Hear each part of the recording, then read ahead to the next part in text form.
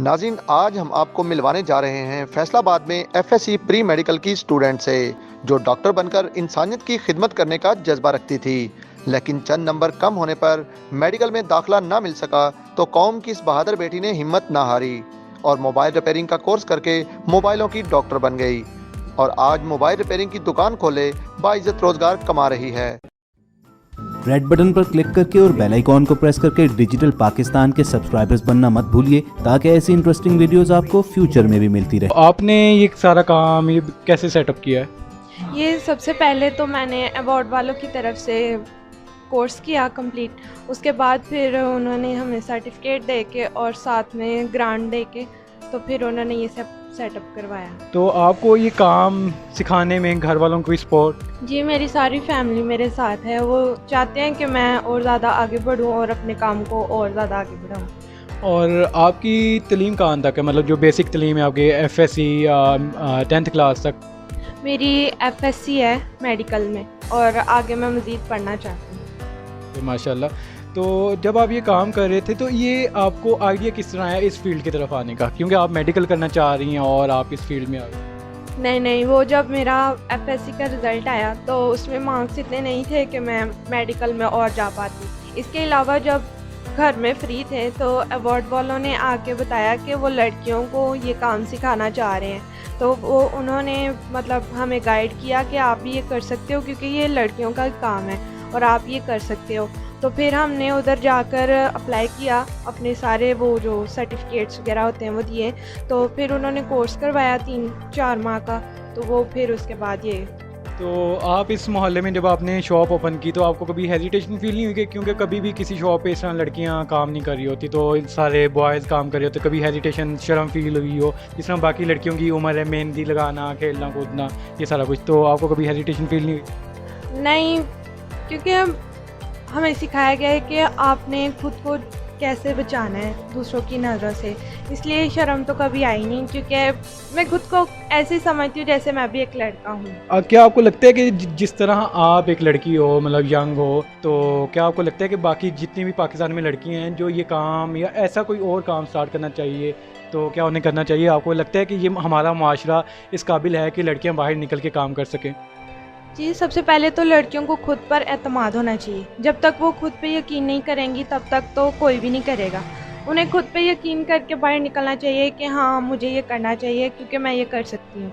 लड़कियाँ हर काम कर सकती हैं, वो किससे कोई पीछे नहीं है। तो क्या आपको लगता है कि अगर आपकी फैमिली अगर आपको सपोर्ट करती तो क्या आप ये काम कर लेती, या फिर एक माशरे के तौर पर अगर आपकी फैमिली देखती कि हमारी लड़की बाहर जाके सेफ़ नहीं है, तो आपको इस चीज़ को कैसे देखती हैं? क्योंकि जो बाकी लड़कियां आपकी जैसी जो बाहर निकल के काम करना चाहती हैं, अपनी फैमिली को सपोर्ट करना चाहती हैं, यहाँ तक कि वो खुद को सपोर्ट खुद करना चाहती हैं, तो आप उन्हें क्या कह सकती हैं कि ये माशरा सेफ़ है या कैसा है? और उन माँ बाप को आप क्या कहना चाहेंगी जो अपनी लड़कियों को, अपनी बेटियों को इस तरह काम करने की इजाज़त नहीं देती? देखिए, जब तक फैमिली एक लड़की को सपोर्ट नहीं करती, उसके पेरेंट्स, तब तक लड़की कोई भी कुछ भी नहीं कर सकती। क्योंकि हम अगर सोचें कि मैं खुद के बलबूते पे कुछ कर सकती हूँ तो ऐसा गलत है, क्योंकि जब तक पेरेंट्स साथ ना दें तब तक कुछ भी नहीं हो सकता। अगर हमारे पेरेंट्स हमारे साथ हैं तो ये माशरा हमें कुछ भी नहीं कह सकता।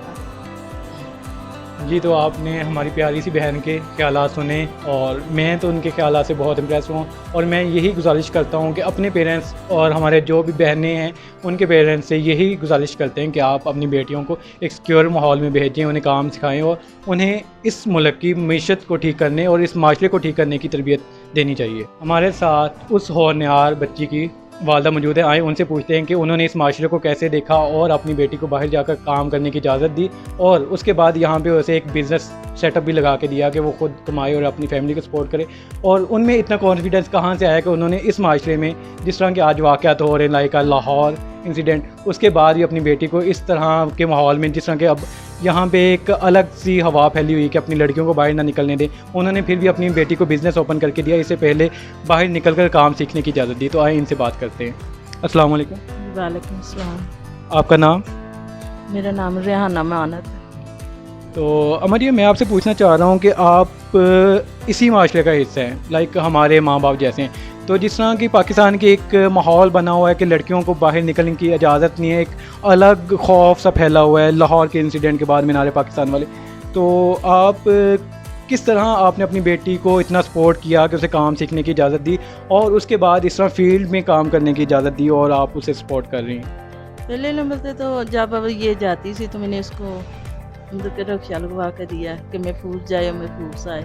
उधर भी लड़कियां काम करती, तो जब ये उन्होंने ये सेटअप लगवा के दिया, फिर मैं इसके साथ आती हूँ और साथ ही हम माँ बेटी चले जाते हैं। अगर ये इंसान खुद अच्छा है ना, तो कोई भी नहीं किसी को तंग करता और ना ही कोई किसी को कुछ कहता। तो मन, जैसे हमारा ये माशरा है कि यहाँ पे कोई भी ऐसा काम हो तो हमारे ये लोग जीने नहीं देते, मतलब कि एक बात होती है कि लोग क्या कहेंगे, तो क्या आपने इस चीज़ से डरे कि लोग क्या कहेंगे? नहीं, मैं नहीं डरी लोगों से, क्योंकि जब इंसान का खुद ज़मीर ज़िंदा है ना, तो लोग जो मर्जी कही जाए, लोग तो अच्छों को भी नहीं जीने देते।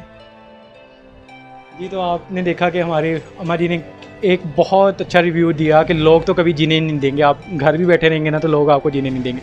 तो मैं तो यही चाहता हूँ कि हमारी जितनी भी बहनें हैं वो बाहर निकलें, काम करें, वो भी हमारे ही जैसी हैं, उन्हें भी उतने ही हकूक़ मिलने चाहिए जितने हमें मिले हैं।